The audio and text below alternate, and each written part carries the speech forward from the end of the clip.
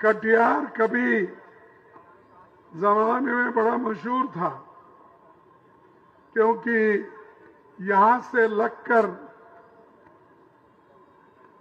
कलकत्ता तक बहुत से इंडस्ट्रीज थे, खासकर टेक्सटाइल मिल थे,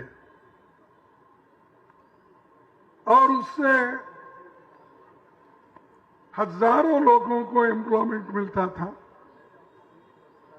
कटिहार में खुद 2 मिल थे, एक तो प्राइवेट थी, वो भी बंद हो गई, और एक तो टेक्सटाइल कॉरपोरेशन का था, वो भी बंद हो गया। ऐसा आहिस्ता आहिस्ता इस कटिहार की शक्ल को बदल दी। लेकिन मोदी जी के 10 साल में बिहार को क्या मिला,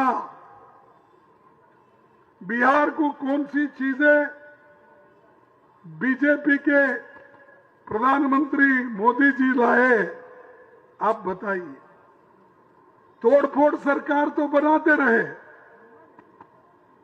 कभी कभी हमारे तेजस्वी यादव बोलते रहते हैं कि हमारा चाचा भाग गया भाग गया भाग गया। मैं बोल रहा हूं, चाचा भागने दो, उम्र हो गई, फिर उसको पकड़ के मत लाओ। अगर उसको पकड़ के लाए, ये डेंजर है, क्योंकि उसके पास उसूल है ना कुछ है। जिसके पास कोई आइडियोलॉजी नहीं, विचार नहीं, ठीक है, किसी फ्लुक में आए, इसका मतलब ये नहीं होता कि आप बार बार आओगे। अरे दुनिया के लोगों को, हिंदुस्तान के लोगों को आप एक बार बेवकूफ कर सकते हो, चंद लोगों को सदा के लिए बेवकूफ कर सकते हो, लेकिन सारे लोगों को सारे जमाने तक आप बेवकूफ नहीं बना सकते।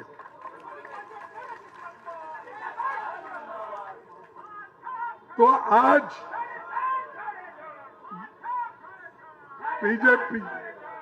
बीजेपी और जेडीयू मिलके जो ये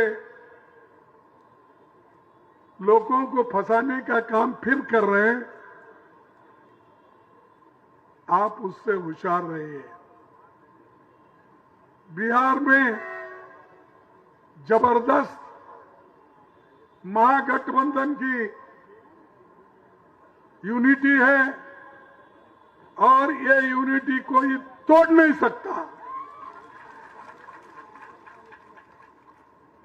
चाहे बीजेपी आने दो, चाहे जेडीयू आने दो, चाहे कोई भी आने दो, क्योंकि जनता हमारे साथ है।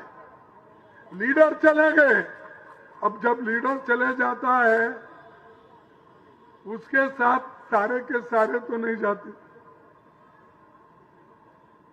पाप बेचारे, अब नीतीश जी चले गए, लेकिन लोग नहीं चले गए। लीडर एकादा दुकादा, जिसको एमएलसी मिला, एमएलए मिला, मिनिस्ट्री मिली, चेयरमैन मिला, गए हो गए, लेकिन आम जनता बिहार की नहीं गई।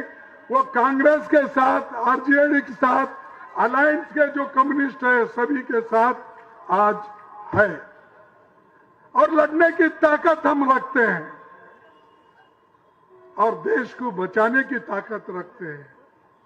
इसीलिए हमारा जो मेन मुद्दा है, देश के लोकतंत्र को बचाओ, जमहूरियत को बचाओ, और देश के संविधान को बचाओ, जो डॉक्टर बाबा साहब अम्बेडकर ने लिखकर सारे गरीबों को वोटिंग का अधिकार दिया।